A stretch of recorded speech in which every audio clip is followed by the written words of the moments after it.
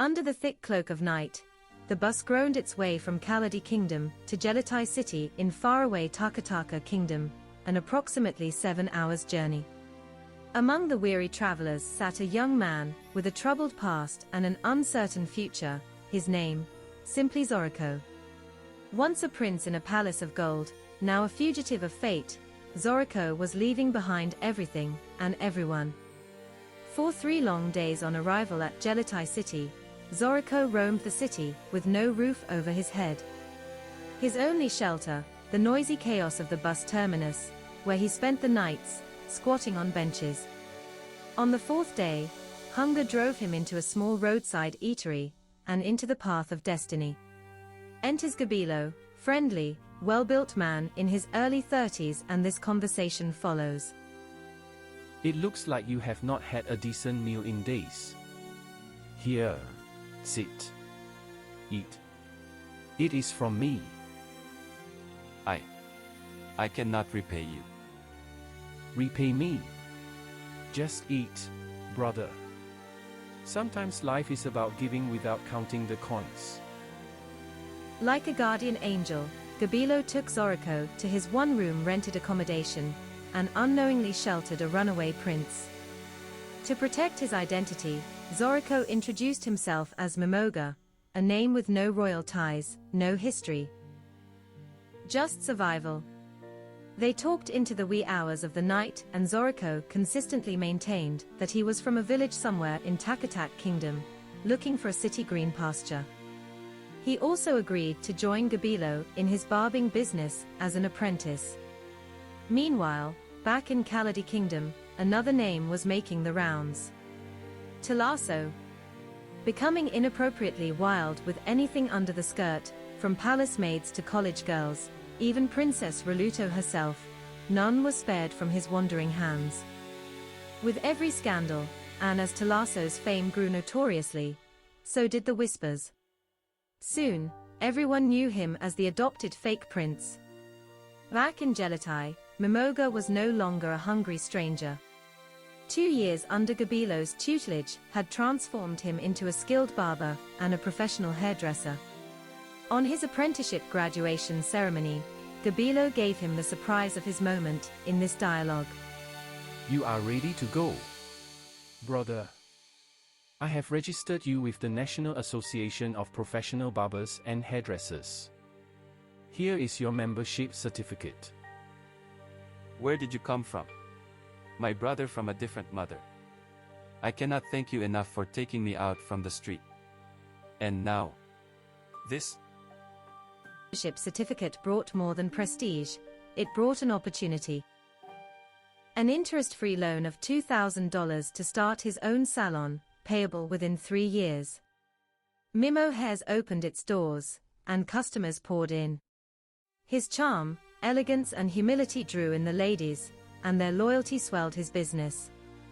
Mimoga focused on his business, and ignored any passes made by some female clientele until a girl, called Taloma, crossed his path.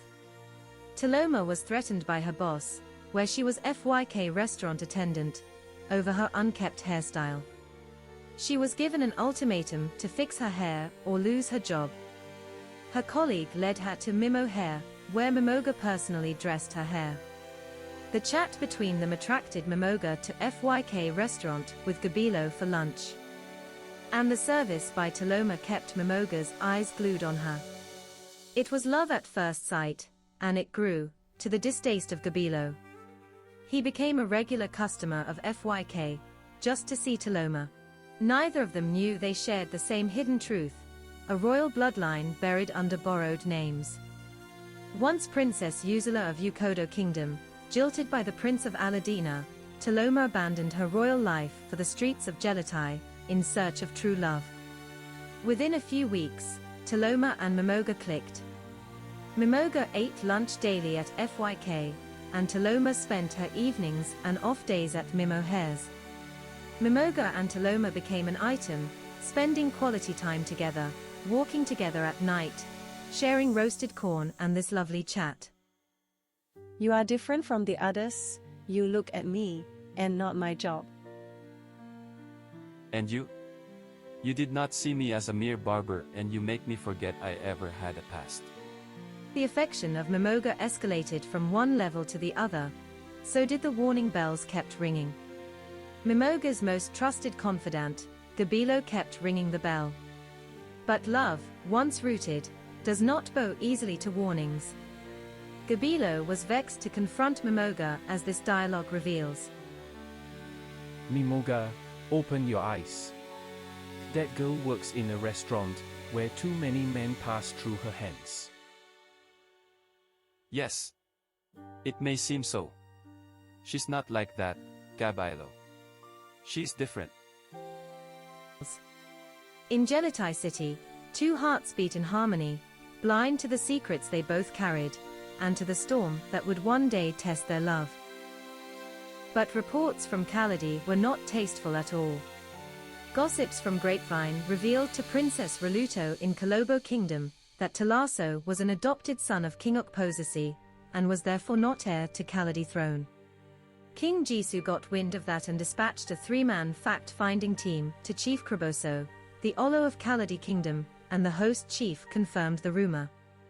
In their chat, You are welcome to Kaladi Kingdom. How is His Royal Majesty? King Jisoo? Thank you for your hospitality, Oleo. His Royal Majesty King Jisoo is well with the palace. His Royal Majesty King Jisoo sent us here to inquire if it is true that an adopted impostor is parading himself as the Crown Prince of Kaladi Kingdom. Is it true? Yes. It is true. As we speak, the adopted prince is constituting disgraceful displays in Kaladi Kingdom. He is not fit to be a son-in-law to a revered king. Thank you, Oleo of Kaladi Kingdom. We shall take this confirmation to His Royal Majesty King Jisoo of Kaladi Kingdom. the chiefs returned to King Jisoo of Kaladi Kingdom with the confirmation report that Taso was indeed adopted by King Okposisi of Kaladi Kingdom. The Council of Chiefs of Kaladi Kingdom recommended that Taso be banned from entering the kingdom and from having access to Princess Raluto. But there was a problem. Watch out for the conclusive part 4. Hope you are finding this story interesting. Part 4, which concludes the story, may be more interesting. Watch out for it next week.